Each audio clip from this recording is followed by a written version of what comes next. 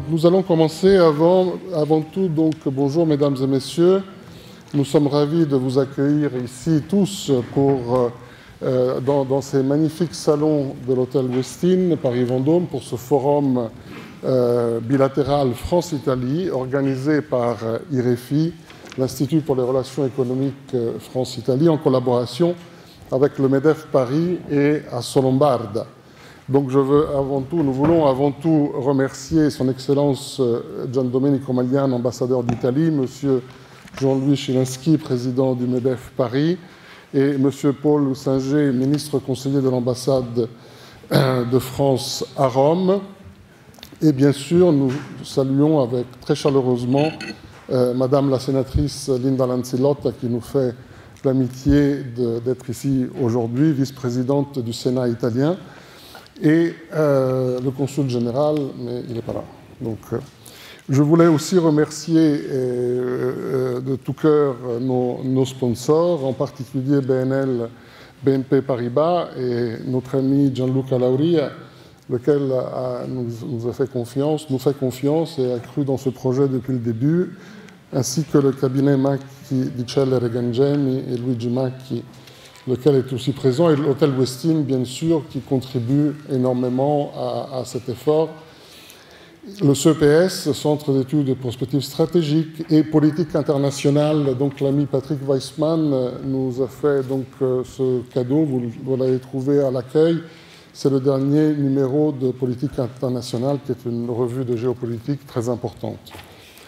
Deux mots sur IREFI et sur ce forum. Donc, IREFI est né pour développer l'interculturel dans le monde du business, dans le monde des affaires entre la France et l'Italie. Et c'est une action qui est complémentaire à celle des juristes, des financiers et des autres. Intervient donc dans une dimension interculturelle des affaires, et nous aurons l'occasion d'en parler tout à l'heure. Cette idée que nous avons développée depuis quelque temps, des années, avec Olivier Mellerio et avec les amis Michele Canonica, Sergio Arzeni, qui sont nos grands modérateurs d'aujourd'hui, et ensuite avec nos amis du Conseil d'orientation et Conseil des experts d'IREFI, 70 membres actifs qui nous font le plaisir et l'honneur de collaborer avec nous et qui sont présents à Paris, à Milan, à Rome, mais aussi à Genève et à Bruxelles. Et vous pouvez les reconnaître, ils ont un ruban bleu aujourd'hui, et donc vous pouvez leur poser des questions, ils sont à votre disposition.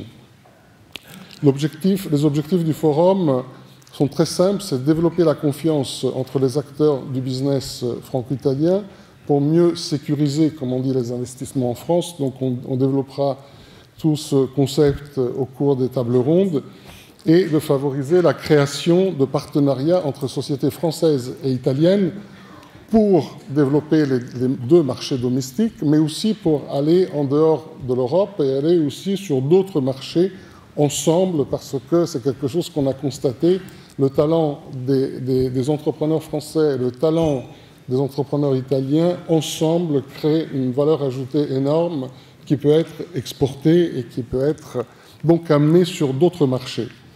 Pour développer la confiance, qu'est-ce qu'il faut faire? En réalité, et nous le savons, c'est le système plus vieux du monde, c'est la connaissance réciproque. Et nous sommes là aussi pour ça aujourd'hui.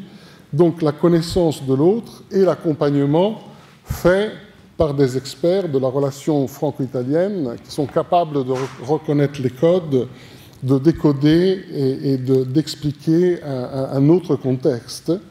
Et c'est pour cela qu'aujourd'hui, nous avons réuni ici des experts complémentaires entre eux, qui se connaissent, qui se font confiance et qui sont capables de travailler ensemble. Et vous êtes bien sûr invités à participer à ce projet. Donc, j'arrête là. Je dis simplement que le match de retour de ce forum se fera à Milan fin juin. Et donc, ce sera l'occasion pour organiser aussi un voyage pour un certain nombre d'entreprises et d'entre vous, et donc de développer à ce moment-là les investissements italiens en France. Pour les informations sur IREFI, vous avez une petite pochette, il y a le site internet, LinkedIn, etc. Et je passe maintenant la parole à Olivier Mellerio. Quelques mots pour compléter et après nos personnalités. Est-ce que vous m'entendez? Oui. J'ai compris à travers ce quelques mots qu'il fallait que je sois bref, donc je vais essayer de l'être. Juste pour ceux qui ne me connaissent pas, donc je suis d'une maison familiale qui a fêté ses 400 ans il y a 2 ans, dans le même métier qui est celui de la haute joaillerie, et qui a gardé ses liens avec son village et sa région d'origine, qui est, autrefois c'était la Lombardie, mais nous sommes dans le Piémont, près du lac Majeur. Et donc ma famille a été à cheval entre la France et l'Italie depuis François Ier, 1515, et Marie de Médicis. Donc ce lien entre la France et l'Italie me paraît un élément extrêmement important et qui, à mon avis, ces 2 pays qui sont souvent un peu comme chien et chat, ont pourtant des atouts majeurs et qu'ils exploitent pas forcément très bien, en tout cas dans une relation de confiance et de complémentarité qui devrait exister entre ces 2 pays qui sont les pays qui ont, en termes de patrimoine peut-être le plus à offrir au reste du monde. D'ailleurs, les gens ne se trompent pas, ce sont des pays qui ont une attractivité exceptionnelle, et en même temps, on ne sait pas forcément toujours bien tirer parti de nos atouts. On parle beaucoup de compétition, et c'est normal que les Italiens, quelquefois, je pense dans mon domaine, qui est celui du luxe, soient un peu choqués quand ils voient des acquisitions importantes qui sont faites par les grands groupes français. Et c'est vrai que la transversalité française, cette centralisation, a permis à la France de développer des très grands groupes, alors que l'Italie est plutôt un pays de territoire et de PME, d'entreprises familiales. Et je pense qu'aujourd'hui, dans la mondialisation, surtout dans un contexte international très complexe, il est très important d'arriver en fait à vraiment tirer les parties ensemble. Où est-ce qu'on puisse dégager une vision sur quel est l'écosystème qui intègre la France et l'Italie et qui, vis-à-vis de l'extérieur, puisse vraiment nous permettre de faire la différence au lieu de simplement se concentrer sur notre compétition qui existe. Et donc, voilà, je pense que par exemple au Japon, où j'ai été 4 fois par an pendant 30 ans, j'ai vu avec mes concurrents italiens la manière dont les Italiens et les Français savaient profiter de ce formidable marché qui a été le démarrage du luxe en France et en Italie. Ça a été le marché qui nous a porté au démarrage. Mais pourquoi? Parce que nous avions le sens de la qualité. Et je crois que si on peut mettre l'accent sur notre patrimoine, mais aussi le rendre vivant, je pense qu'on peut arriver ensemble à faire la différence. Voilà, je pense qu'il faudra ensuite qu'on essaye de trouver des thèmes sur lesquels on pourra se développer plus tard. Et il y en a beaucoup, donc on pourra en parler plus tard. Merci. Merci Olivier. Donc je passe maintenant la parole à son Excellence Gian Domenico Magliano, ambassadeur d'Italie en France.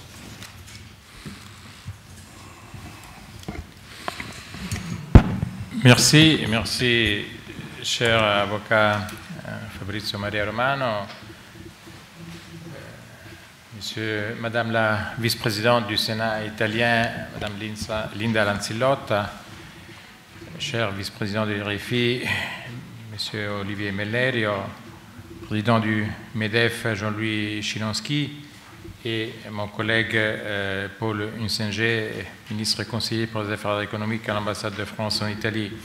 Chers amis, c'est un colloque fort intéressant. Aujourd'hui, on fait un focus sur un aspect qui est un aspect important du prisme des rapports franco-italiens qui sont très denses du côté politique, institutionnel, culturel, économique, social, sociétal, dans un environnement, bien sûr, l'Europe et l'international qui est varié, compliqué, en mutation, en évolution. Ce focus est intéressant parce qu'il met au cœur du débat l'économie réelle, et met au cœur du débat l'économie réelle basée sur l'histoire de nos pays. M. Mellerio venait de citer son expérience personnelle d'entreprise familiale établie en France depuis 500 ans, depuis le temps de François Ier. Justement, cette année, on célèbre l'arrivée de Léonard de Vinci en France, dans le petit groupe qui suivait François Ier. Il n'y avait pas M. Mellerio ancêtres, mais il y avait déjà des liens très forts entre Turin et Lyon. Et si vous allez voir l'exposition faite en coopération avec 7 musées italiens et 3 musées français, dont le Louvre, à l'ambassade d'Italie en ce moment, on célèbre l'arrivée, c'était fin septembre, donc vous avez franchi les Alpes fin septembre, et l'arrivée c'est maintenant à l'orée du mois de novembre. Et justement, il y avait déjà l'axe Turin-Lyon. Et je dis Turin-Lyon, pas Lyon-Turin, mais c'était vice-versa aussi. Et à l'époque, les études du Louvre, le conservateur en chef Louis Franck, qui dévoile pour la première fois, il nous dit que Léonard de Vinci a franchi les Alpes au Mont-Cenis, qui était la route des marchands pour aller vers Lyon, et pas sur le Saint-Bernard, qui était beaucoup plus élevé et plus compliqué. Et donc, on voit qu'il y a une continuité d'axes, une continuité de commerce, d'économie, et c'est toute une substance historique qui fait la force des rapports entre la France et l'Italie.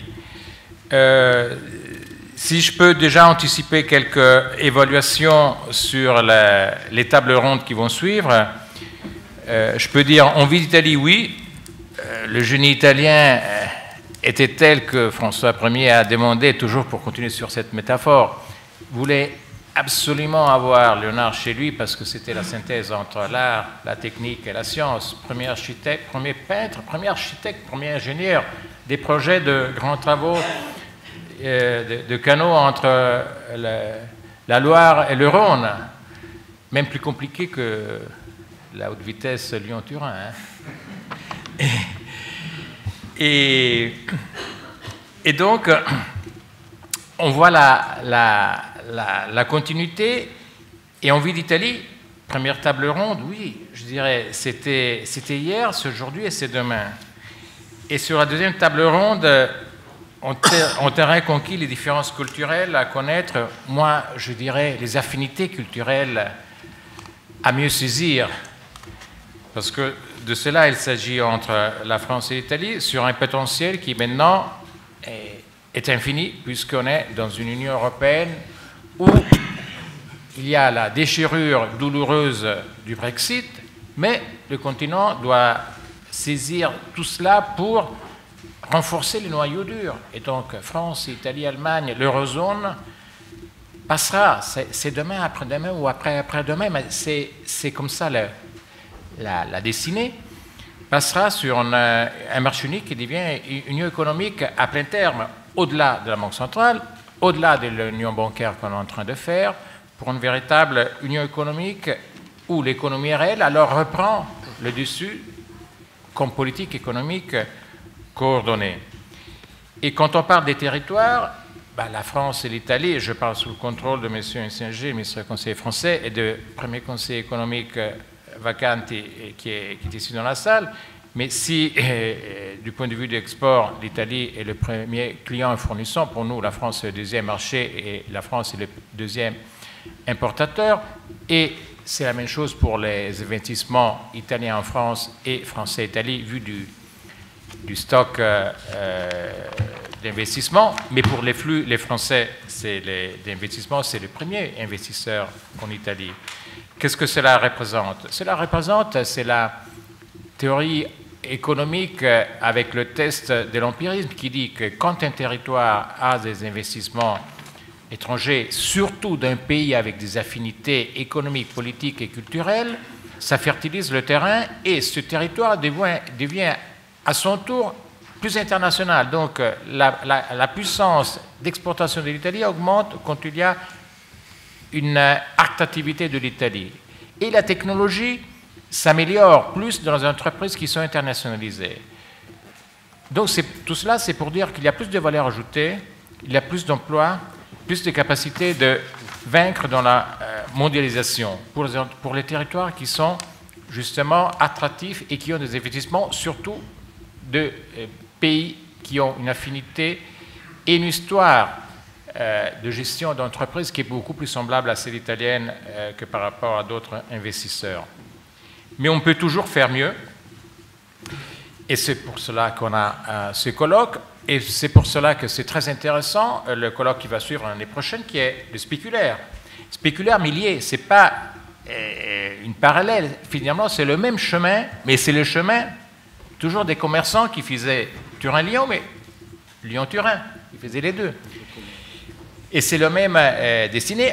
On a un peu plus élargi, donc Paris un peu plus présente, Milan un peu plus présente, la Lombardie un peu plus.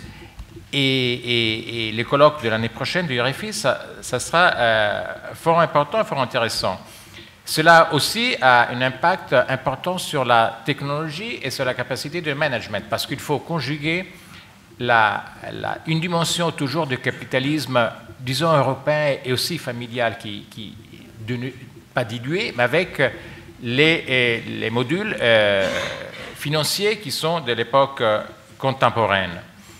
Et donc, le terrain est déblayé, le terrain est très fertile. Bien entendu, il y a les aléas d'une conjoncture internationale et mondiale qui est compliquée. Mais est-ce que l'âge d'or a jamais existé?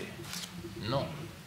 Disons que à tout moment, on se dit, on était bien il y a quelques années, mais si on va à l'arrière il y a quelques années, on ne disait pas qu'on était bien. Finalement, la vie de la société, c'est toujours un processus. Ce qui change aujourd'hui, effectivement, c'est que dans la géopolitique, les choses ont changé. Il y a des menaces qui sont réparties, diffuses dans le monde. Les clivages ne sont pas sur des frontières fixes, c'est sur des frontières variables. Et tout ce qui se passe, c'est très rapide. Alors, je termine sur une dernière réflexion. Ce que on demande aux entreprises, ce qu'on demande à nous-mêmes, dirigeants politiques, ce qu'on demande à nos classes politiques, mais ce qu'on demande aussi à nos peuples, finalement, c'est d'être plus clairvoyants dans le sens d'avoir un regard poussé très à l'avant, avoir une vision, avoir une espérance et avoir une capacité d'action qui soit rapide. La même décision, si elle est prise par tranche, n'a pas le même effet que si elle est prise rapidement. Le temps n'est plus une variable indépendante. On disait, on réfléchit, on fait des comités de sages, par exemple en Europe, après on acte. Ben, c'est pour cela que le gouvernement italien a entrepris un chemin de réforme en séquence rapide, serrée et incisive. Au lieu de faire les choses une à la fois étalées sur plusieurs années, le gouvernement italien a voulu faire beaucoup de choses en même temps, rapidement.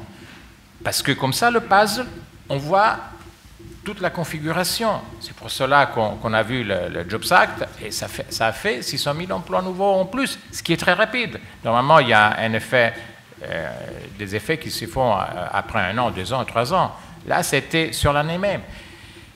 C'est pour cela que la réforme de la justice a donné des mécanismes qui donnent plus de rapidité, surtout sur le civil, plus les sections dédiées pour les entrepreneurs étrangers. Et ça, c'est intéressant, parce que quand il y a un contentieux, un entrepreneur étranger a une cour dédiée spécifique. Et donc, dans l'espace de 2 ans, c'est terminé tous les degrés de justice.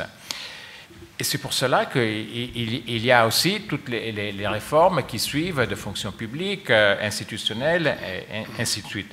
Mais le cadre européen est fondamental et l'évolution de l'Union européenne, c'est l'engagement italien. Il faut que, parallèlement à négociations qu'on espère rapides sur le Brexit, il ne faut pas oublier le complètement de l'Union économique, de la politique étrangère commune, d'un système de défense qui soit intégré et donc plus efficace, performant et rapide là aussi. J'insiste là aussi sur la notion de rapidité. Voilà quelques réflexions en introduction, cher avocat Romano. Voilà quelques éléments qui motivent, qui donnent de la détermination. Et je pense, en dernière instance, de conclure à nouveau sur les territoires. Si on peut donner une impulsion du côté politique, du côté des acteurs économiques, c'est sur les territoires de l'ensemble de nos pays. Il y a des excellences, des points forts d'attractivité en Italie dans l'ensemble du territoire, aussi dans les régions qui sont connues pour le tourisme, mais un peu moins pour les opportunités économiques. Il va de même pour la France. La France n'est pas que Paris, c'est Paris, mais il y a un ensemble très important dans tout l'Hexagone. Et finalement, la capacité de développement, de progrès, d'épanouissement socioculturel de tout le territoire de l'Italie et de la France, si c'est bien réparti et fort, sans inégalité territoriale, alors là, ça sera la vraie clé de stabilité et de solidité de nos pays. Merci. Merci, Monsieur l'ambassadeur.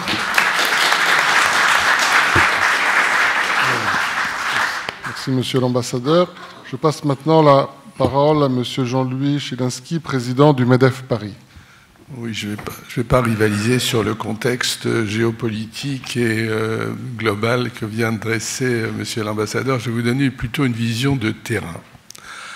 Le MEDEF Paris est en train de changer. Nous sommes l'association d'organisations patronales, entrepreneuriales sur la ville de Paris, et nous sommes en train de créer la métropole du Grand Paris, comme vous savez, et nous sommes en train d'étendre notre organisation à l'ensemble du Grand Paris. Nous allons représenter dès maintenant, en fait, plusieurs milliers d'entrepreneurs dans cette région qui est absolument clé. C'est vrai qu'il y en a d'autres, mais qui est absolument clé pour l'économie française en ce qui concerne le PIB, en ce qui concerne le développement, en ce qui concerne vraiment l'aspect moteur de l'économie française. Et un des axes fondamentaux de notre action, c'est l'international. Nous sommes absolument convaincus au niveau de cette métropole que demain, le développement, elles le savent déjà, on ne va pas leur dire, mais on va appuyer là-dessus, les aider et faire en sorte que le développement de ces entreprises, le développement économique, passe par l'international. Nous sommes membres d'une association que nous avons co-créée avec les autres capitales européennes, pas Milan, mais Rome en l'occurrence, Madrid, Vienne, Athènes, Berlin, qui s'appelle en anglais, parce que tout est en anglais, Business European Capital Cities, et dans lequel nous faisons ce travail, là. Et ce travail-là, il a plusieurs caractéristiques. Il doit être réciproque. C'est pas la France qui va là-bas, c'est un travail ensemble, c'est un travail mutuel. Il n'y a dans ce genre de projet que de la réciprocité, que le fait que ce soit l'intérêt des uns et des autres de s'unir, de s'allier, de travailler ensemble. Et c'est ce sur quoi nous travaillons. Et je suis absolument ravi, enchanté, si le MEDEF Paris peut participer avec Assolombardia à ce même genre de projet. Et je suis prêt à ce que nous participions avec vous dans un partenariat, on verra comment, au niveau de la métropole du Grand Paris, au niveau de la région, pour effectivement effectuer ce développement. Et donc voilà, c'est l'ouverture que je fais aujourd'hui et elle est réelle. Moi je crois, ayant dit ça, il y a deux, trois choses que je voudrais dire. La première chose, c'est que la compétition mondiale dans laquelle on est, elle va être pire que jamais. Pas seulement des États-Unis, mais de l'ensemble du monde. Et pour que l'Europe continue de vraiment tenir, vous venez de le dire, il faut que ces entreprises soient compétitives. Il faut qu'elles aient une force, une structure, un rayonnement vraiment fort, plus fort que maintenant, sans aucun doute. Et donc, ça, ce que nous faisons aujourd'hui, enfin ce que nous faisons dans BECC, ça fait partie de ce projet, de cette façon de voir les choses. Deux autres remarques. La valeur de ce que vous faites, de ce que vous allez faire tout à l'heure, de ce que je souhaite faire, c'est que 1 + 1 soit plus grand que 2. C'est-à-dire qu'en s'alliant, on fasse plus que ce qu'on fait chacun dans son coin. C'est-à-dire qu'il y a une synergie d'affaires, une synergie de développement. Et donc, c'est vraiment ça, c'est ça l'esprit. Je suis ravi qu'il y ait un autre meeting à Milan où on ira, qui sera en italien, j'espère, et on pourra travailler dans ce sens-là. Et la dernière remarque que je voudrais faire, si vous voulez, moi je viens d'entreprise, il faut que ce soit concret, il faut que ce soit réel. Moi je pense que c'est très bien qu'on mette les choses dans un cadre, comment dirais-je, que ça s'inscrive dans une vision, dans un projet, mais les chefs d'entreprise, ils sont dans les deux pieds, les deux mains dans la terre, hein, si j'ose dire.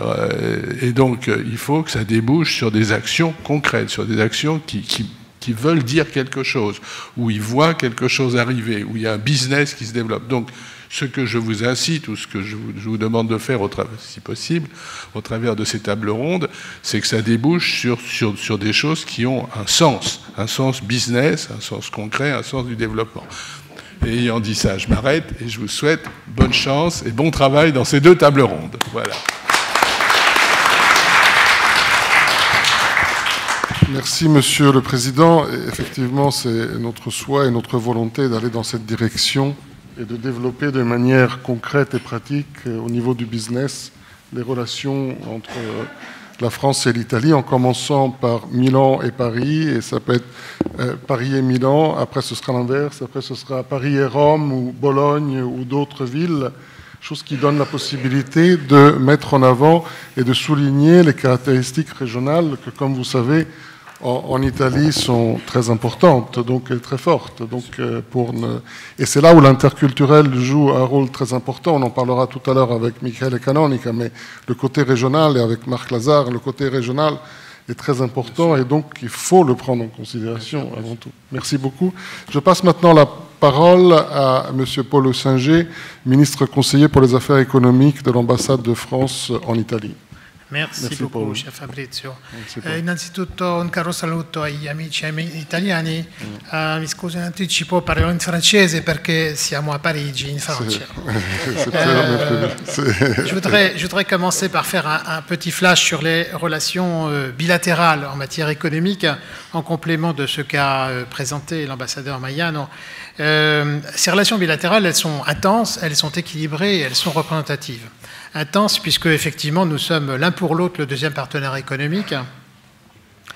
Elles sont équilibrées en ce sens que d'une part, l'Italie a un excédent commercial vis-à-vis de la France.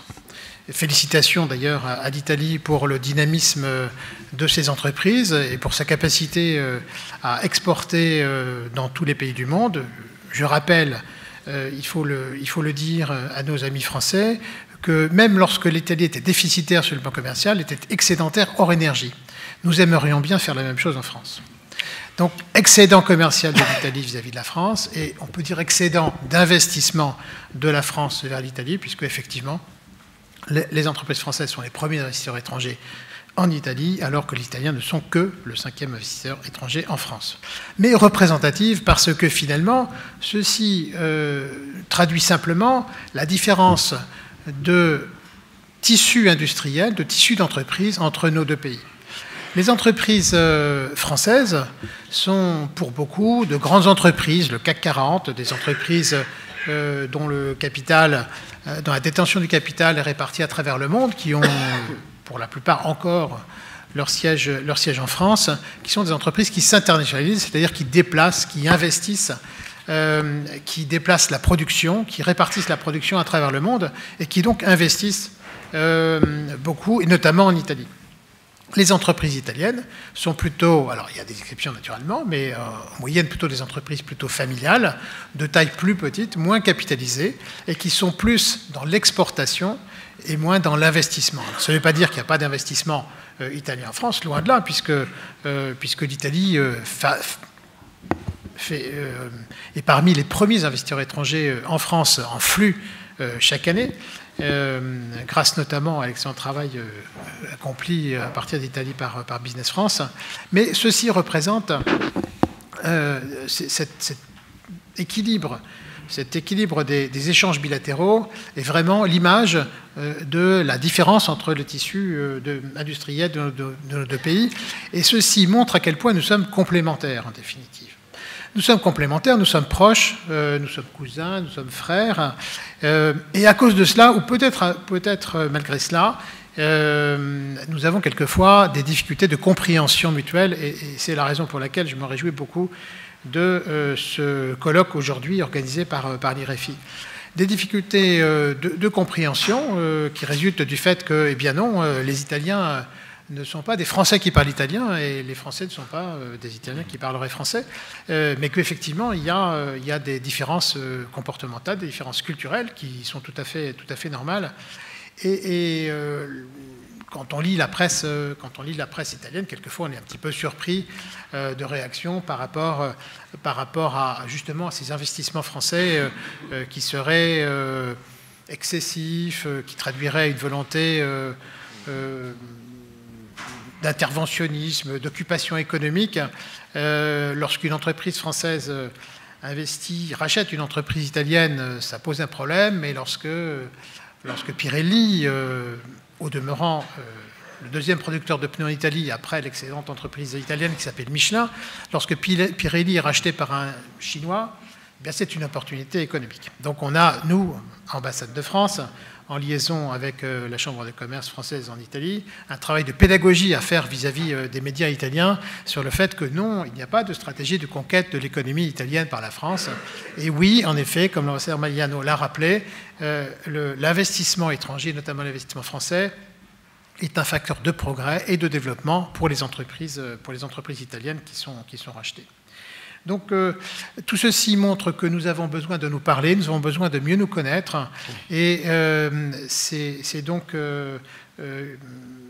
avec vraiment grand plaisir que je salue l'initiative de l'IREFI, que je salue l'activité de Fabrizio Romano et de Olivier Mellerio, et que je souhaite beaucoup des échanges fructueux lors de cette réunion aujourd'hui. Merci.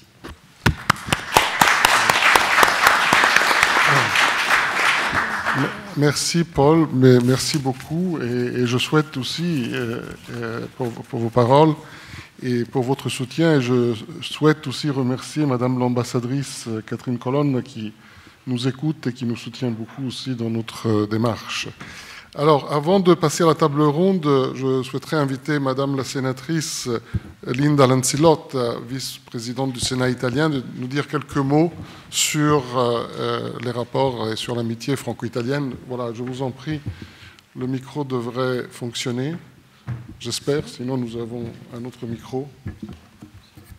Oui, ça marche. Ça marche, très bien, merci Madame la sénatrice. Buongiorno a tutti, comme dit Monsieur Insinger, nous sommes à Paris, alors j'essaierai de parler en français parce que je pense que aussi la langue c'est important pour nous mieux entendre.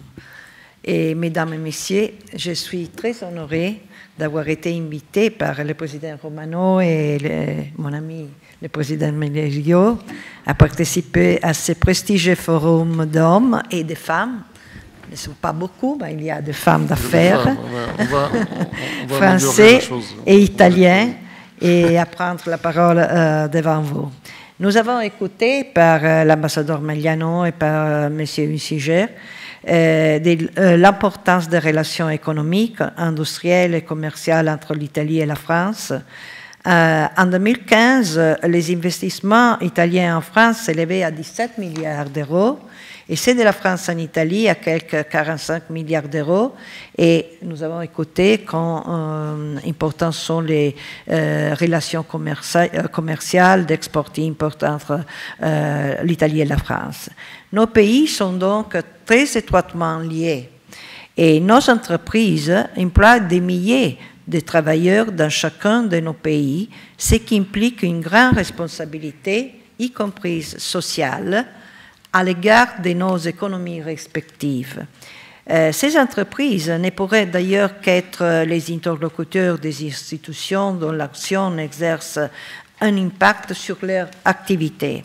Et il est donc très intéressant d'écouter ce que pensent les entrepreneurs français au sujet des actions menées par l'Italie pour créer un écosystème encore plus favorable aux entreprises.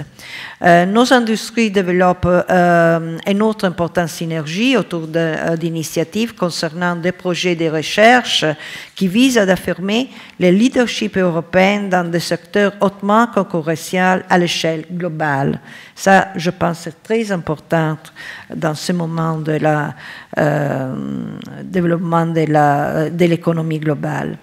Quelques-unes de nos grandes entreprises, dont ATR, Fincantieri, Alenia Telespazio, Rinascente, Conad, Barilla, sont donc en train de développer des partenariats avec autant de grandes entreprises françaises pour bâtir des excellences européennes. Il convient également de signaler que beaucoup de petites et moyennes entreprises italiennes, 1800 en 2015, beaucoup, qui constituent l'ossature de notre système industriel, ont investi en France dans une multitude de secteurs. Et à noter aussi qu'une compétition saine, je pense, continue de se développer dans des secteurs dynamiques et importants de nos économies, je pense au vin, ou au tourisme, ce qui peut stimuler, je pense, l'innovation, la qualité et la croissance. Peut-être, si vous permettez d'exprimer un point de vue féminin, les Italiens et surtout les femmes italiennes ont-ils un petit peu souffert à cause de la cession de certaines marques de luxe à de nouveaux propriétaires français. Je pense à Fendi, à Gucci, à Bulgari et à Loro Piana, des maisons qui ont fait l'histoire de la créativité italienne, mais qui ont également été le symbole de la crise de ces modèles de capitalisme familial tellement répandus dans notre pays.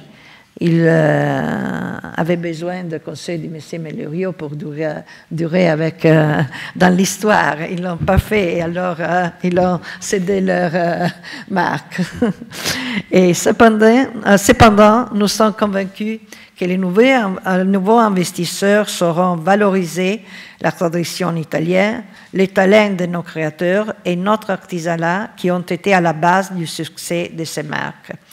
Néanmoins, malgré la croissance des investissements franco-italiens, nous ne pouvons pas négliger le fait que la crise économique a mis un frein à la croissance. Si nous ne parvenons pas à relancer la croissance, il sera impossible de donner un nouvel élan à l'espace franco-italien de la production et du commerce. Au niveau national, l'Italie essaie de stimuler son économie par une réduction importante des charges fiscales et patronales, des réductions fiscales susceptibles de stimuler la demande, des politiques de simplification administrative poussées et des renforcements des relations école-entreprise, avec des mesures d'incitation et de soutien à l'internationalisation et aux exportations, de même que d'incitation fiscale pour nos petites et moyennes entreprises dans les domaines de l'innovation numérique. Le plan Industrie 4.0 vise justement la révolution numérique dans la production. Tous ces efforts seront toutefois insuffisants, je pense, en l'absence d'une politique déterminée et forte à l'échelle européenne, visant à conjuguer la rigueur budgétaire et l'impulsion de la croissance et de l'emploi. Le gouvernement italien plaide incessant auprès des institutions européennes, car nous sommes convaincus que l'Europe ne pourrait s'affranchir des populismes nationaux que si elle parvient à donner des réponses appropriées à la crise économique et migratoire, soit aux effets les plus dramatiques de la mondialisation et de la révolution numérique, autant de défis auxquels aucune citoyenne européenne ne peut pas se soustraire. Je suis persuadée que les analyses et les échanges qui auront lieu ici aujourd'hui représenteront une réflexion importante qui pourra contribuer à faire l'agenda politique sur ces questions prioritaires. Je vous remercie de votre attention et je vous souhaite des débats très fructueux. Merci encore et bonne journée. Merci Madame la sénatrice. Et je voudrais donc, nous allons maintenant passer à la table ronde. Je voulais remercier encore nos intervenants, Monsieur l'ambassadeur pour ses paroles importantes et le président du MEDEF Paris et le ministre conseiller. Et nous allons réfléchir à ces trois interventions et nous allons justement les prendre aussi comme point de repère et de développement de notre initiative, parce que c'est un peu une feuille de route que vous nous avez montrée, et pour nous c'est un élément très important. Merci, merci Monsieur l'ambassadeur. Bonjour messieurs, dames. Alors, la France et l'Italie, il y a une chose dans laquelle elles sont fortement unies. Tous les deux pays ont plus de 2000 milliards d'euros de dettes publiques. Ça c'est la dimension publique de gouvernement. Sur le plan de l'économie réelle, il n'y a pas un véritable équilibre. Il y a une complémentarité, mais il y a un fort déséquilibre. Les investissements français en Italie sont plus que 2 fois les investissements italiens en France. Et quant à la France exporte à l'Italie pour 32 milliards et importe de l'Italie pour 42 milliards. Donc il y a un déficit. Il y a un déficit de 10 milliards d'euros entre la France et l'Italie en faveur de l'Italie. Donc, ce sont ces déséquilibres. Donc la France doit exporter davantage, réduire son déficit commercial, parce que les déficits commerciaux de la France, depuis 13 ans, la France accumule des déficits commerciaux et ça plombe un peu la balance commerciale. Et l'Italie doit davantage investir en France. À travers, elle n'a pas les CAC 40, elle a les PME. Et donc, il y a un rééquilibrage qu'il faut développer. Mais dans quel secteur, dans quel domaine, avec quels accompagnements? C'est le but de cette table ronde. Et je donnerai tout de suite la parole à M. Macchi, qui est maître et qui connaît les relations en tant qu'avocat très bien entre la France et l'Italie pour donner son point de vue. On travaille principalement sur les investissements et sur les échanges commerciaux entre l'Italie et le reste du monde. Et nos bureaux sont principalement en Italie, à Rome, à Milan, mais nous avons aussi ouvert des cabinets à Vérone, à Bologne et à Modène, et pour couvrir le nord d'Italie. Aussi, nous avons un cabinet à Milan et à Paris, un cabinet à Londres, et on travaille ensemble parce que il y a un troisième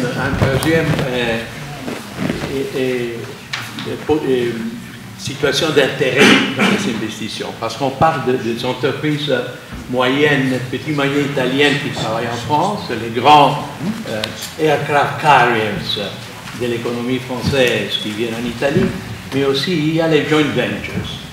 On est en train de travailler sur des joint ventures, des entrepreneurs italiens et français qui vont aller à l'extérieur pour faire de travail, et notamment dans les Maghreb et aussi en Chine.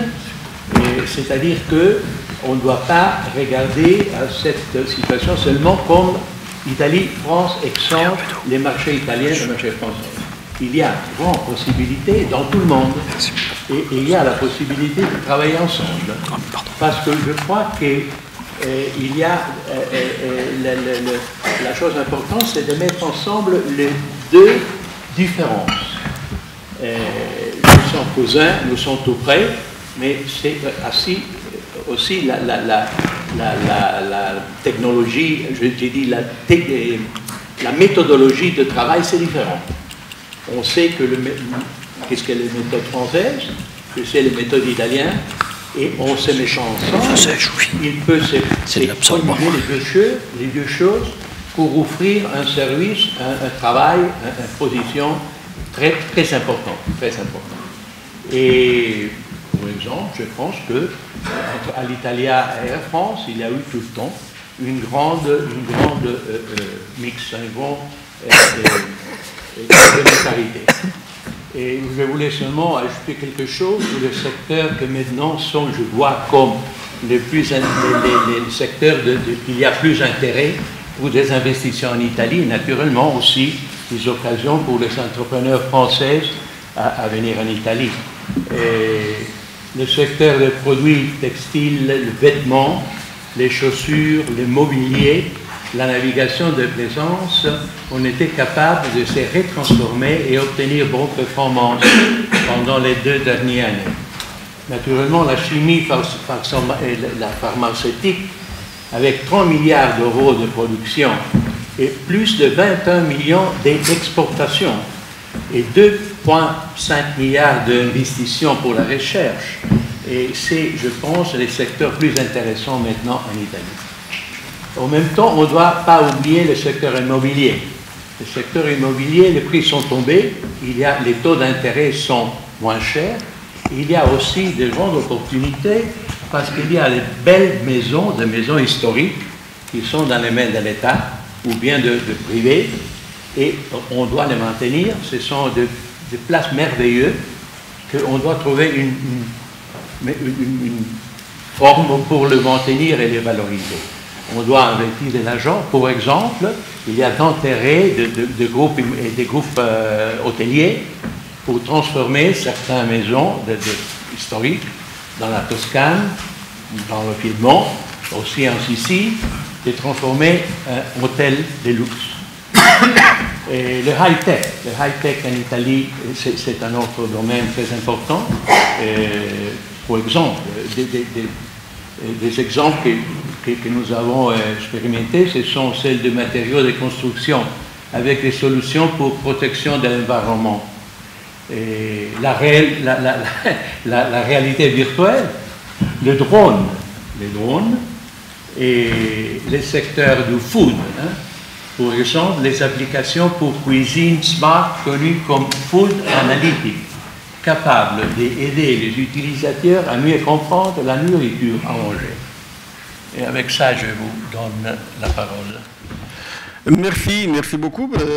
Il y a effectivement plusieurs secteurs importants. Certes, un pays comme l'Italie qui n'a pas des chaînes hôtelières dignes de ce nom, parce que les grands groupes hôteliers, et c'est un pays qui a un potentiel touristique, il a une réalité touristique, mais un potentiel encore davantage grand, pourrait bien tirer profit des investissements, de la valorisation du patrimoine immobilier, comme vous le disiez bien. Mais je voudrais passer du côté français et donner la parole à Bertrand de Gratteloup du MEDEF Paris. Les entreprises qui nous intéressent, le cœur de cible, ce sont d'abord les ETI, les PME, PMI, les grands groupes.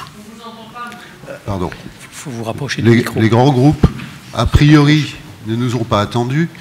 Je pense que nous avons un intérêt pour servir plus ceux des entreprises PME, PMI, ETI, tant en France qu'en Italie. Le constat, bon, effectivement, il y a des différences de tissu économique, des différences qui peuvent être assez vite effacées. Je pense que IREFI a un rôle qui est un peu, qu'on pourrait rapprocher d'un mythique français entre les entreprises italiennes et françaises. L'idée, les gens fabriquent, ils ont toujours une idée de fournisseurs, enfin de clients à trouver. Ce qui pose problème en général, et ce qui complique les choses, c'est la notion de confiance. La place d'Asso Lombarda et du MEDEF Paris consiste à les aider et contribuer à créer ce climat de confiance afin d'aboutir le plus vite possible. On a parlé tout à l'heure de la rapidité des choses qui effectivement ont intérêt à se faire sous cette forme-là, parce que plus on va vite, plus ça se concrétise, plus bon. Et effectivement, je pense que c'est une notion de confiance qui peut contribuer à raccourcir les délais. Et c'est en cela qu'IREFI, Assolombarda et MEDEF Paris présentent un réel intérêt. Je suis aussi pour le concret. Je pense que les choses peuvent commencer par des échanges, commencer ou continuer, parce qu'on a vu tout à l'heure qu'il y avait déjà 17 milliards d'un côté, 45 milliards de l'autre, et qu'effectivement le courant existait déjà, mais le but c'est de le développer et de l'accroître et de rééquilibrer éventuellement. Je pense que ce climat de confiance est la première chose. La seconde, c'est effectivement d'identifier des entreprises qui souhaitent, qui sont en attente. L'Italie et la France ont 1000 raisons de sympathiser, de se rapprocher. Ça ne suffit pas pour qu'on ait forcément envie d'y faire des affaires. Donc je pense qu'il faut déjà soulever l'intérêt professionnel, enfin, qui corresponde à l'attente de l'entreprise, et en chercher des deux côtés, le but étant le plus vite possible de mettre le plus grand nombre d'entreprises en relation. Ça commence par un échange, ça se poursuit par éventuellement une joint venture, ça peut être une implantation ultérieurement. Ça, c'est un cheminement normal, mais je pense que déjà, l'encouragement à développer un courant d'affaires me paraît une priorité, et en s'appuyant sur cette notion de confiance. Très bien, merci beaucoup. La confiance, c'est la base de toute activité entrepreneuriale. Sans confiance, on ne va nulle part. Et les associations, comme patronales, ont un rôle important pour nourrir cette confiance. Alors, Mattia Macellari représente les Grands Milan. On a parlé du Grand Paris, mais il y a aussi le Grand Milan, parce que Milan s'est élargi, c'est devenu ville métropolitaine avec Monza, Brianza, tout le cœur, le poumon de l'économie et de la manufacture italienne. Donc, vous êtes les partenaires. On a entendu que MEDEF Paris a des relations avec Rome, les capitales, parce que c'est une question aussi institutionnelle. Mais la capitale économique de l'Italie, c'est Milan, le Grand Milan.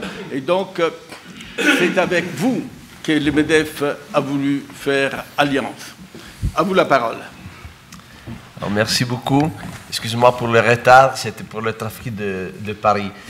Je voudrais parler en français, mais mon français n'est pas très bon, alors je préfère vous parler en italien, excusez-moi. Sono Mattia Macellari, sono vicepresidente di Assolombarda, nonché presidente del gruppo Giovani Imprenditori di Milano, Monza e Brianza. Innanzitutto ringrazio IREFI per questa opportunità e MEDEF per questo inizio di costruzione insieme di questo percorso di collaborazione. Bonjour, je m'appelle Mattia Macellari, je suis vice-président d'Assolombarda et aussi, je suis aussi dans le groupe des jeunes entrepreneurs de Monza et Brianza. Et je remercie IREFI, bien sûr, et MEDEF pour ce début de chemin ensemble. Due parole su Assolombarda. Assolombarda è la territoriale del sistema confindustriale italiano più importante. Raggruppa circa 6.000 imprese sul territorio di Milano, Monza, Brianza e Lodi. Quindi una grande città metropolitana, potremmo definirla. Mediamente le nostre 6.000 imprese contano circa 320.000 dipendenti sul territorio, oltre chiaramente a svariate di migliaia di dipendenti sul territorio nazionale e nelle altre regioni. Donc l'association, tout d'abord quelques mots sur Assolombarda, qui est donc l'institution territoriale de Confindustria, donc du MEDEF italien. Nos 6000 entreprises sont installées donc entre Milan, Monza, la Brianza et Lodi, donc une grande ville, une grande agglomération entrepreneuriale en Lombardie qui compte donc à peu près 320 000 employés sur le territoire de la région, mais aussi dans d'autres régions de l'Italie. L'obiettivo di un incontro come quello di oggi è riuscire a costruire dei legami tra Parigi, una delle principali chiaramente capitali europee, e Milano. Come? Facendo parlare delle istituzioni come Assolombarda e MEDEF e facendo parlare delle imprese e degli imprenditori. Preparando l'intervento di oggi ho dato uno sguardo a dei numeri attuali delle nostre collaborazioni Italia-Francia. Stiamo parlando di relazioni industriali già forti, già importanti. Circa 600 gruppi multinazionali francesi sono presenti in Italia, con indicativamente 1600 filiali. La Francia è il primo investitore in Italia, l'Italia è il terzo investitore in Francia. Abbiamo indicativamente 1300 filiali delle nostre imprese italiane in Francia. Donc l'objectif justement de cette participation, c'est de construire des liens entre Paris et Milan et notamment de faire parler Assolombarda avec le MEDEF et les entreprises avec les entrepreneurs. On parle de deux pays parmi lesquels il y a des relations industrielles très fortes. Il y a à peu près 600 groupes français en Italie avec 1600 filiales. La France est le premier investisseur en Italie, l'Italie est le troisième investisseur en France avec 1300 filiales d'entreprises. Veniamo al territorio che rappresento, la Lombardia e Milano. Anche qua vorrei darvi un paio di numeri per farvi comprendere perché riteniamo attrattivo il nostro territorio e perché vogliamo insieme Parigi, Milano consolidare relazioni importanti di business. Stiamo parlando di Lombardia, stiamo parlando indubbiamente della locomotiva dell'Italia, il 22% del PIL e il 27% delle esportazioni esce dalla nostra regione. Indubbiamente quindi con un po' di falsa modestia diciamo che è the place to be oppure il posto dove venire a fare business per le vostre imprese. Je voudrais maintenant parler du territoire dont je viens et que je représente, la Lombardie et Milan notamment, qui est un terroir, donc un territoire très attractif. Je voudrais expliquer pourquoi il est attractif et pourquoi nous, aujourd'hui, nous voulons donc créer cette union, cette synergie entre Paris et Milan dans le business. Alors pour démarrer déjà, donc la région est la locomotive de l'économie italienne avec 22% du PIB et 27% des exportations. Aujourd'hui, Milan et la Lombardie est the place to be, le lieu où il faut être. Il mix per il quale ritengo che sia realmente un territorio attrattivo, oltre alla produzione che abbiamo appena detto, quindi il 22% del PIL, è perché abbiamo già una forte presenza internazionale. Considerate che oltre 120 imprese con oltre 1 miliardo di euro di fatturato sono presenti nel nostro territorio. Questo vuol dire chiaramente un ecosistema economico molto, molto vivo. Oltre 15.000 start-up knowledge intensive sono nate negli ultimi 5 o 6 anni sul nostro territorio. Questo aspetto il Ministero dello Sviluppo Economico francese l'ha già colto e l'ha già colto molto bene. verrà aperto il 23esimo hub di French Tech, con l'obiettivo dichiarato di portare start-up francesi, soprattutto del territorio parigino, nella nostra regione, nella nostra città metropolitana. Donc pourquoi, pour parler plus précisément de ce mix, alors il y a déjà une forte présence d'entreprises dans le territoire de la Lombardie, 120 entreprises qui ont 1 milliard d'euros de recettes et qui sont présentes donc dans notre territoire, et notamment 15 000 start-up qui sont nées dans les 5 ou 6 dernières années. Et le ministère du Développement économique français a bien compris cette caractéristique de notre territoire, et notamment le côté technologique. Et c'est pour cela qu'il y aura donc le 23e hub de la French Tech avec des start-up, avec l'ambition d'amener des start-up françaises dans la région de la Lombardie. Un altro ingrediente fondamentale per il quale riteniamo che il nostro territorio sia realmente attrattivo sono i talenti. Abbiamo 13 istituti universitari sul nostro territorio, i più conosciuti, presenti nei ranking mondiali, l'Università Commerciale Luigi Bocconi e il Politecnico di Milano. Perché cito questi numeri? Perché per le imprese che si installano da noi vuol dire poter accedere a elevato capitale umano. Donc, parmi les ingrédients qui sont très importants pour cette relation franco-italienne, il y a bien évidemment la question des talents. Dans nos territoires sont installées 13 universités, parmi lesquelles les plus célèbres, les plus reconnues aussi dans les listes internationales du ranking mondial des universités. Il y a la Bocconi, le Polytechnique de Milan. Et ces universités sont très importantes parce que pour les entreprises étrangères, ça veut dire accéder avec facilité à un capital humain de très haut niveau. Ecco, veniamo un attimo ai settori, diciamo principali, trainanti, o quantomeno nei quali realmente ritengo che ci possono essere concrete opportunità di business e di sinergie. Beh, indubbiamente tutto quello che è la manifattura. L'Italia è la quinta economia al mondo per quanto riguarda il surplus commerciale, la 8ª per produzione manifatturiera, e chiaramente la Lombardia riflette e Milano riflettono poi questi numeri in termini di importanza.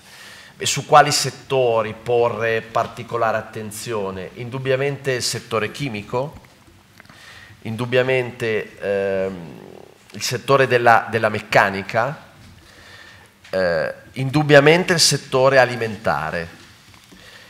La Lombardia esporta, è la prima regione italiana in termini di esportazione di cibi e di bevande, circa 1 miliardo di euro di vino, oltre 1 miliardo di euro di dolci e di caffè, per non parlare poi dell'olio e della pasta, chiaramente. Donc je souhaiterais parler maintenant des secteurs principaux qui offrent des opportunités concrètes d'investissement. La région de la Lombardie est bien sûr à la pointe dans le secteur de la manufacture, et c'est le 8e producteur mondial de manufacture justement, et les autres secteurs sont celui de la chimique, de la mécanique, de l'alimentaire bien évidemment, l'alimentation. La Lombardie est la première région qui exporte dans le secteur de l'alimentation notamment, avec 1 milliard d'euros pour les produits, et notamment le vin, et plus d'1 milliard pour ce qui est donc des pâtes, et aussi de l'huile, le café e dei dessert. Un altro settore veramente interessante, qua ritengo che nonostante quello che un pochino venga poi detto in Europa e nel mondo, siamo stati bravi a sfruttare l'onda lunga di Expo e il trend turistico che sta invadendo, tra virgolette, la nostra città. Considerate che stimiamo che su Milano avremo circa 6 milioni e mezzo di turisti che stimiamo possano portare indicativamente circa 5 miliardi di euro di indotto.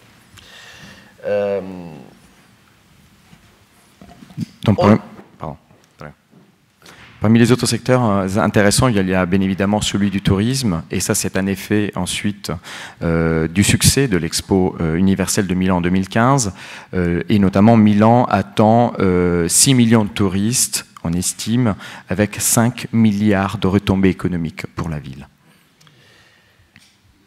Non per ultimo, negli ultimi 2 anni la stabilità, almeno fino al 4 di dicembre, ma mi auguro anche dopo, del governo italiano ci consente di poter contare su alcune riforme importanti. Parliamo della riforma del mercato del lavoro, parliamo della riforma buona scuola, del sistema appunto scolastico, e questo insomma ci fa effettivamente ben sperare, in quanto imprenditore non posso che essere ottimista anche su una situazione paese che va che andrà via via migliorando. A tal proposito ho avuto modo di ascoltare più volte il nostro Ministro dello Sviluppo Economico Carlo Calenda, che ha presentato il piano Industry 4.0, che realmente sarà una chance fondamentale da cogliere per garantire lo sviluppo del manifatturiero, ma poi di tutto quello che è l'indotto su quest'area. Un mot particulier pour la situation effectivement politique en Italie des 2 dernières années, parce que la stabilité effectivement du gouvernement italien nous a permis d'avancer énormément, et notamment avec toute une série de réformes du monde du travail et aussi de l'école. Donc tout cela nous laisse bon espoir pour la suite, et notamment après les mots du ministre du Développement économique Carlo Calenda, qui a présenté le plan Industrie 4.0, dans lequel, bien évidemment, il y avait des éléments importants pour le secteur de la manufacture. Chiudo dando effettivamente 2 indicazioni su che cosa Assolombarda può fare per concretamente dare una mano alle imprese francesi che vogliono investire sul territorio. 2 aspetti: preparare l'analisi per valutare la volontà, la bontà dell'investimento. Abbiamo un centro studi che è il secondo dopo quello di Roma, di Confindustria, in termini di produzione quantitativa e qualitativa di documenti, quindi fornire quelle che sono le analisi che servono alle imprese per valutare l'investimento, ma anche aiutarle con dei servizi concreti, con degli specialisti dedicati a ogni singola area, per implementare concretamente l'investimento sul territorio. E in realtà un terzo elemento fondamentale, il network, che consente di entrare immediatamente in contatto con imprenditori, col sistema bancario e con la comunità, con le istituzioni chiaramente locali, régionali et nazionali. Et pour clore mon intervention, quelques indications effectivement de comment Assolombarda peut aider les entreprises françaises à s'installer dans notre région. Déjà, l'aide pour la préparation des analyses pour évaluer la bonté de l'investissement. Nous avons le 2e centre d'études en Italie après Rome. Bien sûr, la fourniture de services avec des spécialistes qui aident et qui accompagnent l'investissement. Ensuite, le network, donc le réseau pour entrer en contact avec les entrepreneurs, les banques e le istituzioni locali, regionali e nazionali. Dunque, per concludere, io vi ringrazio, mi auguro di poter ospitare l'anno prossimo questo forum bilaterale da noi a Milano. Merci beaucoup et bon business.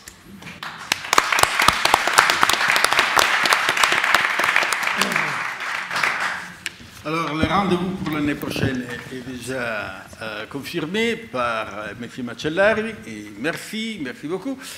Et maintenant, je passerai à ce qui est peut-être le porte-avions français pour accompagner les systèmes des entreprises, les accompagner, pas seulement avec les conseils, mais aussi avec des moyens financiers importants, et qui est BPI France. BPI France, c'est Banque publique d'investissement, créée par le gouvernement français, si je ne me trompe pas, il y a 4-5 ans. C'est une innovation importante qui regroupe un ensemble d'institutions qui existaient déjà, mais qui font masse critique et ça donne une puissance de feu absolument remarquable sur la scène internationale.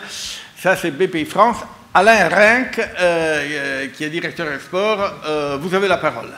Merci, merci surtout de me nommer amiral de ce porte-avions, parce que c'est agréable. Grazie mille, buongiorno. Je ferai le reste en français, si vous me le permettez. D'abord, vous dire qu'en tant que directeur export, je cite très souvent l'Italie pour le nombre de ses entreprises exportatrices. En France, vous le savez, nous avons 125 000 entreprises qui exportent, dont 20 000 seulement qui exportent 97% de tout l'export français. Vous en avez à peu près le double, donc nous souhaitons prendre modèle sur vous. Comment faites-vous pour avoir autant d'entreprises exportatrices? Nous aimerions développer cela. Ensuite, vous faire très rapidement, vous décrire les métiers de cette banque publique qui a été très bien présentée par Sergio. Vous dire tout d'abord qu'on est une banque publique qui travaillons comme le privé. Tout à l'heure, j'entendais M. Jean-Louis Chilansky du MEDEF qui disait ici, il faut travailler dans la vraie vie. Il faut travailler au rythme de l'entrepreneur, c'est ce qu'il disait. C'est ce que nous faisons chez BPI France. Pas de dossier, pas de paperasse, le moins possible en tous les cas, des décisions rapides dans la semaine, dans les 15 jours, dans le mois maximum pour les dossiers les plus complexes. C'est ainsi que nous rendons service aux entrepreneurs. Mais BPI France, c'est une banque qui n'est vraiment pas comme les autres parce que nous avons 6 métiers qui diffèrent du métier de banquier habituel. Le premier d'entre eux, c'est le métier de banquier. Bien sûr, nous prêtons de l'argent, mais là, nous ne sommes vraiment pas une banque. Nous sommes une banque pas comme les autres dans la mesure où nous n'intervenons jamais seuls. Nous intervenons toujours à côté du banquier, pour aider le banquier traditionnel de l'entreprise à aller plus loin, puisque nous prenons à notre charge une grande partie du risque. Et en particulier, nous avons développé toute une gamme de produits qui sont des prêts sans aucune garantie pour financer ce que les banques traditionnelles n'aiment pas trop financer, c'est-à-dire les dépenses immatérielles. Et quoi de plus immatériel qu'un développement à l'export ou à l'international? Donc pour toutes ces dépenses, je fais une mission de prospection lourde en Italie, j'implante une filiale, je rachète une entreprise, c'est de l'immatériel. Nous avons des réponses tout à fait adaptées par des prêts de durée longue, 7 ans, avec des franchises importantes de remboursement, 2 ans au minimum, et puis surtout, je le répète, sans aucune garantie, ni de la part de l'entrepreneur, ni de la part de son entreprise, et pour des montants importants, puisque ça démarre à 100 000 € et ça s'arrête à 15 millions d'euros. Donc vous voyez que le spectre est très très large. Donc un métier de banquier, à côté des autres, nous ne sommes pas un concurrent des banquiers, nous sommes un partenaire des banquiers. Ensuite, notre deuxième métier, c'est un métier d'investisseur. Nous sommes en quelque sorte le plus gros investisseur en capital investissement et capital risque en France. Nous investissons tous les ans en gros 1,5 milliard d'euros dans le capital des entreprises françaises, petites entreprises, petites et moyennes entreprises et entreprises de taille intermédiaire, à travers une trentaine de fonds qui sont les nôtres, c'est-à-dire que c'est directement BPI France qui rentre au capital des entreprises, ou à travers des fonds de fonds, nous investissons dans des fonds à côté d'autres partenaires, de manière à créer cet effet de levier qui fait notre force. Le troisième métier, c'est l'innovation. Nous finançons très largement les dépenses de recherche et développement dans les entreprises françaises, que ces dépenses de recherche et développement soient internes à l'entreprise ou qu'elles soient collaboratives. Nous travaillons d'ailleurs beaucoup avec des entreprises qui font de la R&D collaborative avec des entreprises italiennes. Nous travaillons avec des instituts de recherche italiens en partenariat.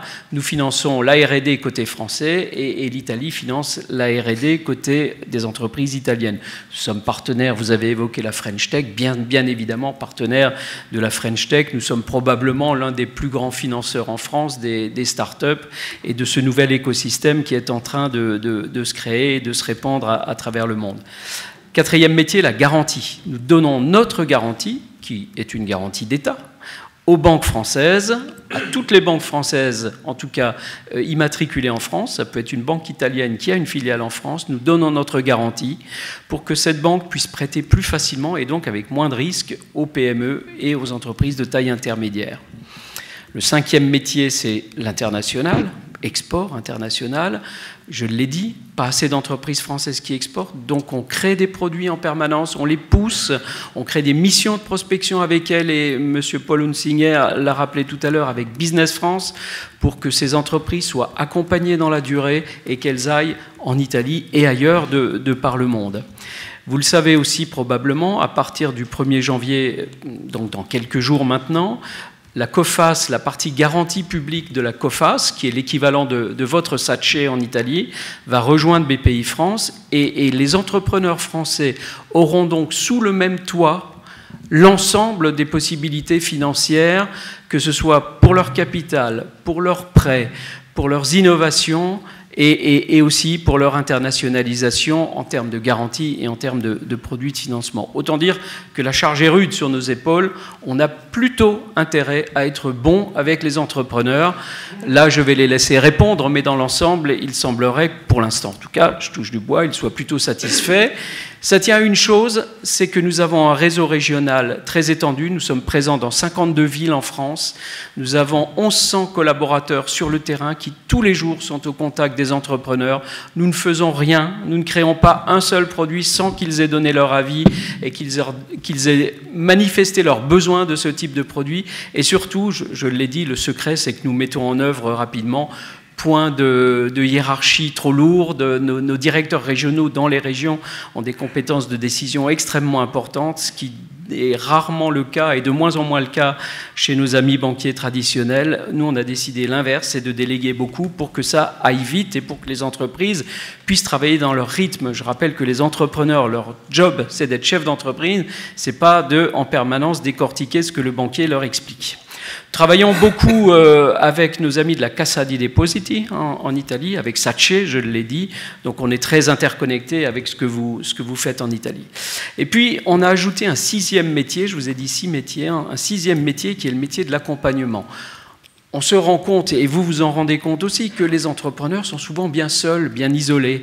Et on s'est dit qu'en tant que banque publique, il nous appartenait de les aider à surmonter cette solitude pour grandir plus vite, pour grandir sans peur, pour leur, en tout cas, déblayer le chemin de tout ce qui peut se mettre en travers. Et on a donc créé des systèmes d'accompagnement à travers des accélérateurs, par exemple. Nous avons un accélérateur de start-up. J'allais dire, c'est presque devenu banal aujourd'hui d'avoir un accélérateur de start-up. Mais nous avons aussi un accélérateur de PME et un accélérateur d'ETI, entreprises de taille intermédiaire, mid-cap. Ce sont des entrepreneurs que nous sélectionnons.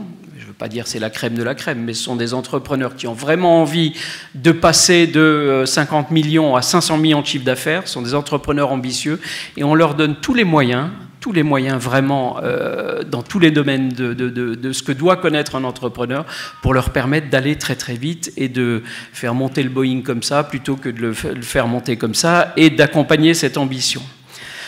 Voilà, je ne vais pas vous décrire plus avant nos métiers.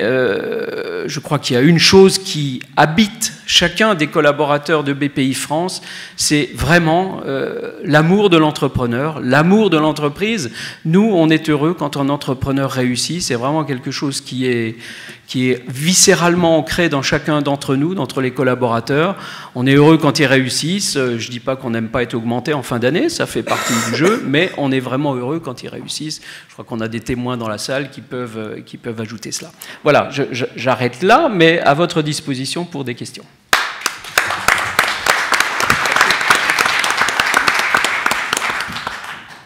Alain, félicitations, vous n'aurez pu pas être plus clair et précis dans votre exposition. Je pense que c'est vraiment la palette des instruments d'accompagnement qu'a mis en place la France avec BPI. France, c'est vraiment formidable et je vous félicite. C'est une banque pas comme les autres. Alors on passe à une banque comme tous les autres. BNL est la filiale italienne des BNP Paribas. Nous avons l'honneur d'avoir ici Monica Bancic qui est responsable du portefeuille clients internationaux et je vous donne la parole. Merci. Mais faites attention, madame a un problème de voix, parlera doucement, donc faites pas trop de bruit pour mieux l'entendre. Madame. Merci beaucoup Sergio, et effectivement, veuillez excuser ma voix qui fort heureusement n'est pas ma voix habituelle. Je suis un peu déçue Sergio parce qu'après l'image du porte-avions de la BPI, on aurait pu parler du vaisseau amiral de BNP en Italie qui est la BNL. Mais on va peut-être quitter les images guerrières parce qu'on ne va pas parler banque, on va parler accompagnement. Et on va parler de l'accompagnement fondamental qui est celui d'une entreprise qui prend le risque d'aller à l'étranger, qui prend le risque d'ouvrir une filiale ou de faire un investissement. Il y a toujours un moment disruptif, un moment d'inquiétude justifiée quant à savoir si on va réussir ce pari sur l'étranger. Comme on l'a dit ici autour de la table et depuis ce matin, il est absolument fondamental de se faire accompagner par des structures compétentes, que ce soit d'un avis légal, un avis, une recherche de marché, un approfondissement sur la qualité d'investissement qu'on fait. Un besoin tout aussi fondamental que j'observe moi depuis 20 ans, parce que cela fait 20 ans que je travaille pour BNP Paribas dans différents pays, toujours avec ce même rôle, qui est celui de faciliter l'arrivée, d'un point de vue bancaire, d'une société dans un pays, une société cliente du groupe qui s'installe dans un pays où nous sommes présents. Nous sommes présents dans 80 pays. Moi, je travaille dans 6 de ces pays en Europe. Et je vois que c'est un besoin historique et fondamental des clients. Ça leur donne simplement confiance d'être accompagnés par leurs banquiers. Qu'est-ce que ça veut dire clairement d'un point de vue bancaire, de manière très simple, un accompagnement? C'est hyper simple. En fait, une société qui arrive quelque part, elle a d'abord un besoin en termes de gestion de trésorerie. Et il faut que la maison mère française, en l'occurrence, ait la possibilité de suivre les mouvements sur le compte, puisse faire une gestion de trésorerie centralisée. Là, on n'invente pas la roue ni l'eau chaude. Toutes les banques sont aujourd'hui en mesure de vous proposer une solution de gestion de trésorerie par Internet.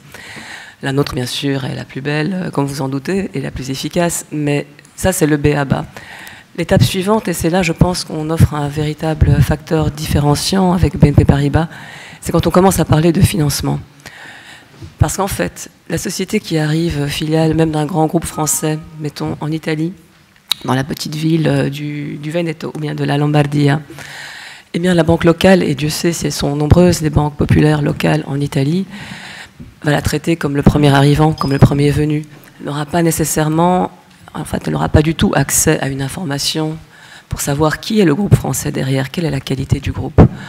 En revanche, avec notre présence, nous, groupe BNP Paribas ici en France, on est, vous voyez, à tous les coins de la rue. Donc, on peut s'appuyer sur nos collègues pour avoir une vision de la solidité du groupe et pouvoir proposer un accompagnement financier sur place qui tienne compte de cette solidité-là, en fait. Donc, on ne regardera plus la filiale avec les yeux d'une banque locale, on la regardera dans un aspect et en faisant levier sur la connaissance du groupe. Et c'est réellement ça dont je m'occupe en fait depuis 20 ans et je vois que ça plaît beaucoup à nos clients. Donc n'hésitez surtout pas à passer nous voir à Rome. Je suis également très souvent sur Paris et ce sera un grand plaisir pour moi d'analyser vos projets, vous en tant qu'entreprise présente ici aujourd'hui dans la salle, vos projets sur l'Italie. Nous mettons vraiment à disposition mon équipe, moi-même, francophone, parlant italien également, pas de souci, pour vous accueillir à Rome et sur toute l'Italie. Merci. L'accompagnement, c'est un concept qui qu'on a entendu à maintes reprises, ça un peu la pierre maîtresse qui unit tous les efforts pour... Et là, j'ai bien aimé, c'est ce que disait Alain Rinck, l'accompagnement pour aider à dépasser ces problèmes typiques de l'entrepreneur, qui est la solitude de l'entrepreneur face à l'international notamment. Bon, il y a aussi la solitude de l'entrepreneur face à l'administration publique, face à un tas d'autres problèmes. Mais maintenant, c'est le moment à vous de parler, de faire vos remarques, vos observations, vos commentaires et poser des questions éventuellement. Je pense qu'on manque d'exemples. Quelqu'un a parlé tout à l'heure de Air France à Italia, c'est des grands groupes, mais on manque encore d'exemples de véritables alliances entre entreprises familiales, par exemple, qui ont un succès dans lequel chacun garde son autonomie, mais en même temps, elles peuvent faire des choses ensemble, soit sur leur propre marché, une entreprise française qui veut s'implanter en Italie et qui s'appuie sur la connaissance du marché italien que peut apporter une autre famille et créer ainsi une forme d'alliance durable qui peut avoir des versants capitalistiques, mais pas forcément. Et puis, en même temps, travailler ensemble sur les marchés tiers, sur la Chine, sur le Japon, sur l'Afrique, sur d'autres pays. Donc ça, on voudrait avoir des exemples de ces succès d'alliances entre entreprises ou entre pays. Deuxième aspect, c'est le problème de la transmission. Il se trouve qu'à la demande de Christine Lagarde et de M. Novelli, j'ai fait un rapport sur la transmission des entreprises familiales. Et il est apparu très clairement, c'était en 2011, donc c'est pas si vieux quand même, qu'il y avait un écart très grand entre la capacité de transmettre une entreprise familiale en Italie. 70% des entreprises qui sont transmises, sur 100 entreprises, 70 restent dans les mains familiales en Italie. C'est la raison pour laquelle elles ont cette capacité de se développer, mais elles ont un problème de seuil, je pense, et c'est là où des organismes comme la BPI peuvent leur permettre de financer ce passage de l'ETI ou de la PME à l'ETI. En France, malheureusement, le problème, c'est que sur 100 entreprises qui sont transmises, il y en a, quand j'ai fait le rapport, il y en avait moins de 10. Aujourd'hui, grâce au pacte d'Utrecht, il y en a à peu près 16 à 17%, mais vous voyez l'écart qui existe entre la capacité de transmission d'une entreprise familiale entre l'Italie et la France. Et là, je crois qu'on peut apprendre les uns des autres que ce problème de la transmission des entreprises. Et quel est le risque? Le risque, c'est que toutes ces entreprises, à partir du moment où elles ont atteint un certain seuil, elles sont institutionnalisées, elles font 50, 100, 150 millions d'euros de chiffre d'affaires, elles sont vendues. Qui est-ce qui achète aujourd'hui? C'est la Chine. Ce sont des pays comme ça, et ce n'est pas forcément les Italiens, c'est dommage, parce qu'on a un vrai problème de taille critique, et je pense qu'il faudrait qu'on y réfléchisse ensemble, car on est très complémentaires, effectivement. On a cette souplesse, cette effervescence, cette vitalité italienne, il y a cette verticalité française, et je pense qu'on devrait faire beaucoup mieux pour pouvoir tirer avantage de cette complémentarité. Merci beaucoup, parce que vous avez touché des points très important. D'abord, l'effet des seuils. L'effet des seuils, c'est vraiment un facteur qui plombe la capacité de croissance des PME italiennes et françaises.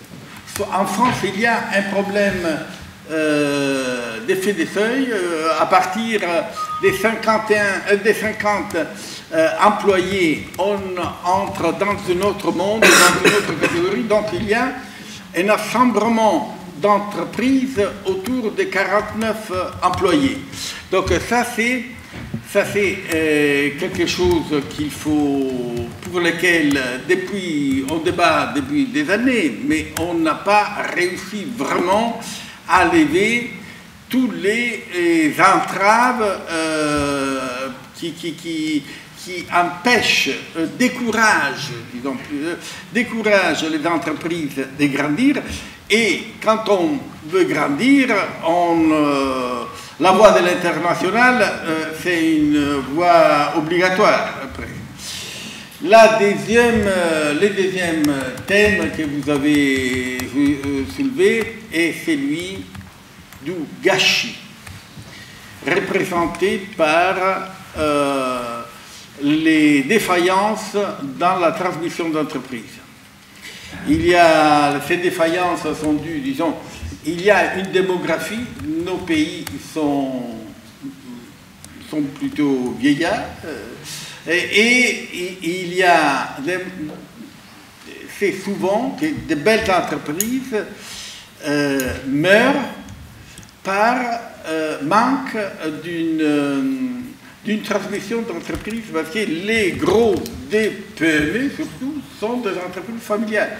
En Allemagne, les Mittelstand, ça fait 95% du Mittelstand allemand, qui est l'axe portant des entreprises allemandes, est fait d'entreprises familiales. Et là aussi, les problèmes de la transmission d'entreprise, de l'incapacité d'organiser parce que l'entrepreneur est un optimiste par définition et il croit dans l'immortalité et donc a des difficultés parfois à préparer sa succession, à passer la relève. Une autre difficulté de l'entrepreneur, c'est la difficulté des délégués. Et encore pire, de quitter, de transmettre en transmettant l'entreprise. Donc ce sont des thèmes, disons, sur les modalités de fonctionnement des entreprises qui IREFI, avec la collaboration de tous les partenaires qui sont là, peut aider à monter, à surmonter sur des cas concrets, hein, parce que sinon il y a HEC, il y a des universités, Bocconi, vous l'avez mentionné, et qui peuvent, mais et sur le plan, disons, conceptuel, intellectuel. Mais par contre, là, sur le plan concret, au niveau d'entreprises individuelles, avec la collaboration des associations patronales,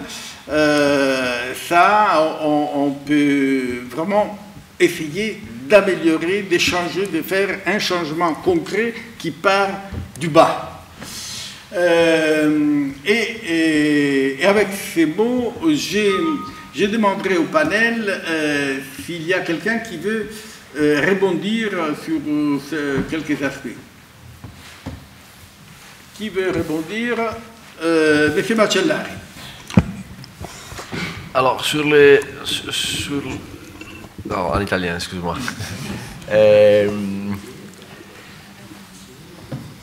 Trasmissione d'entreprise, passaggio generazionale, è un tema molto critico anche in Assolombarda.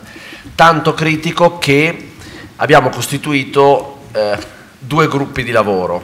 Ve lo porto come esempio per condividere criticità e opportunità.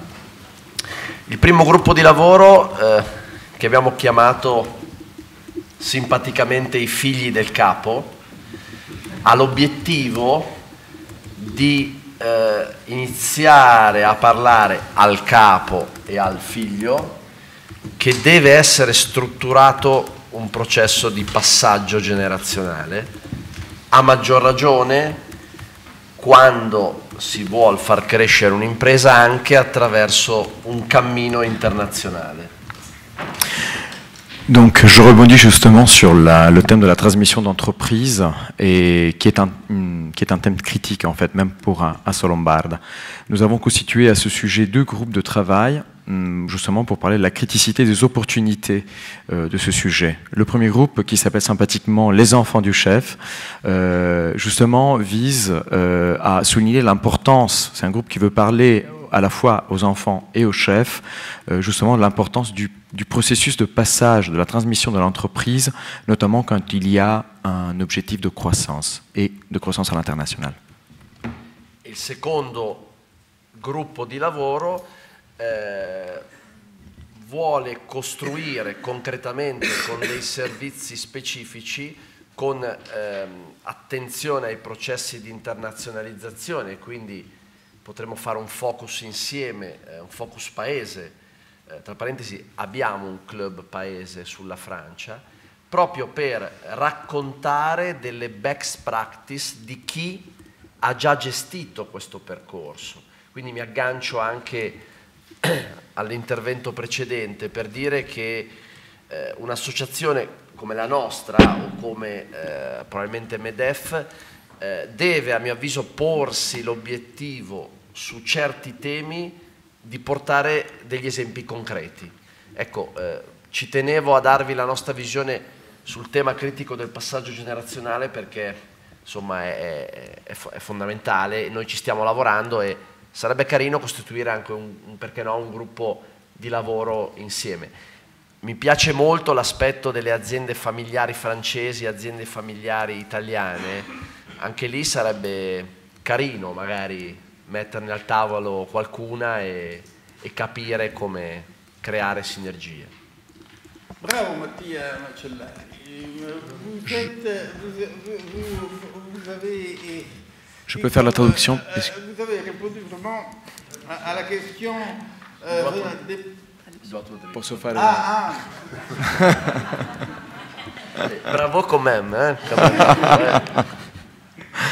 Donc en fait, le deuxième groupe s'est penché en fait sur le discours justement de la transmission, mais surtout de la présentation des cas concrets. Nous avons d'ailleurs un club pays consacré à la France, justement pour proposer des exemples concrets d'entreprises familiales pour montrer comment ce passage générationnel, cette transmission d'entreprise se fait. Je pense effectivement que le dialogue entre MEDEF et Assolombarda peut avoir cet objectif d'amener des exemples pratiques concrets et j'aimerais que l'on mette ensemble en fait justement ces cas concrets autour d'une table pour faire dialoguer les deux pays avec des entreprises familiales à la fois italiennes et françaises. Alors vous comprenez pourquoi je dis bravo, parce que Mattia Macellari a sorti deux propositions concrètes, opérationnelles, pour le travail d'IREFI et avec la collaboration des partenaires qui sont sur le plateau pour travailler sur la transmission d'entreprise. Parce qu'à l'occasion d'une transmission d'entreprise, il se trouve souvent des opportunités de reprendre, de racheter des belles boîtes, de les relancer et de créer des opportunités d'affaires, tout simplement. Et ça, c'est un facteur dans lequel l'accompagnement dont on a parlé peut jouer un rôle important. Mais sur cette question de la transmission d'entreprise, Alain Rinck nous a cité 6 secteurs d'intervention prioritaires des BPI France, mais vous n'avez pas réfléchi sur la transmission. Oui. Ça vous manque à vous ? Si, bien sûr, on y a réfléchi. Nous finançons très régulièrement des transmissions. Nous avons des produits de financement spécifique pour la transmission, parce que là aussi, pas de garantie pour les banquiers pour financer une transmission. Donc c'est soit du capital, soit des prêts sans garantie. Donc on a développé cette gamme de prêts. Mais surtout, nous avons fait, et je vous invite à la télécharger sur notre site, elle est en français, pas en italien, mais une étude qui s'appelle « Transmettre pour bondir », pas pour rebondir, pour bondir, qui a été faite. D'ailleurs, on s'est inspiré aussi de vos travaux, Olivier, hein, ça a été comment dirais-je, un compactage un petit peu de tout ça. Et vous verrez, il y a des idées très originales sur comment améliorer la transmission en France. Et je voudrais à ce stade-là, d'ailleurs, faire une proposition à l'IREFI. On a chez BPI France une petite division qui s'appelle BPI France Le Lab, qui qui a 40 années ou même 45 années, parce que BPI France, vous l'avez dit, Sergio, c'est 3 ans. En réalité, c'est beaucoup plus que ça, puisque c'était Oseo, c'était la Banque du développement des PME, etc. etc. Je ne vais pas remonter jusqu'à l'arrière-grand-mère, mais on pourrait. On a 45 ou 50 ans même de données sur les PME et les entreprises de taille intermédiaire que nous mettons sur la place publique pour les chercheurs, pour les instituts de recherche qui veulent travailler sur différents thèmes liés aux PME. On met tout ça sur la table, on travaille ensemble, on sort des études très régulièrement. Donc voilà, je vous invite à venir travailler avec nous. Et on travaille déjà avec l'Allemagne, on pourrait travailler avec l'Italie, je trouve que ce serait très très bien. Et tout à l'heure, vous avez parlé des pâtes, pasta. Je trouve que c'est magnifique, vous viendriez avec un plat de pâtes et on travaillerait encore mieux. Sucre lent.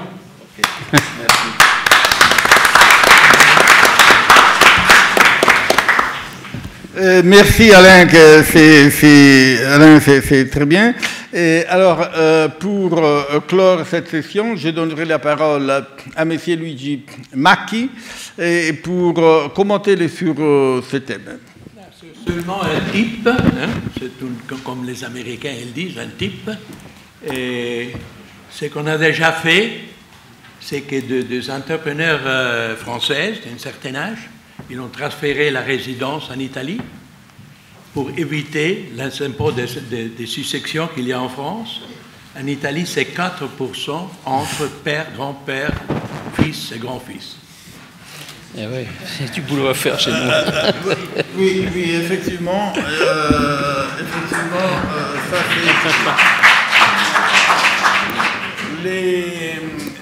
L'impôt sur la succession en Italie a été presque éliminé, avait été éliminé complètement et a été repris, remis avec un pourcentage très bas, mais sans commune mesure avec ce qui est, je considère, un taux confiscatoire presque de l'impôt sur la succession en France. Le premier million pour chaque fils, c'est 0. Oui. C'est-à-dire que le 4% s'applique seulement à partir d'un million. Et la valeur de l'entreprise, c'est une question qu'on peut travailler avec des experts pour établir ça ouvre une grande question, mais sur la compétition fiscale entre les États. On parle tout le temps de l'Irlande aujourd'hui, mais il n'y a pas que l'Irlande, il y a aussi entre pays européens c'est ce qui, en général, on veut, dans le cadre qui a été le mien pendant longtemps, on encourageait les pays à aller vers de bonnes pratiques, les meilleures pratiques. Et nous considérons que les meilleures pratiques, c'est celles où on paye moins d'impôts. Mais comme je le disais au début, soit pour la France que pour l'Italie, les parcours de la réduction d'impôts est très difficile quand on a plus de demi-milliard d'euros de dettes. Ça, c'est un problème majeur. C'est dans ce cadre qu'il faut travailler pour faire des marges de croissance de plus à partir du développement des entreprises. Et nous sommes là pour ça. Donc, ayant dit tout ça, je tiens à vous remercier. Je vous prie de remercier ce panel magnifique.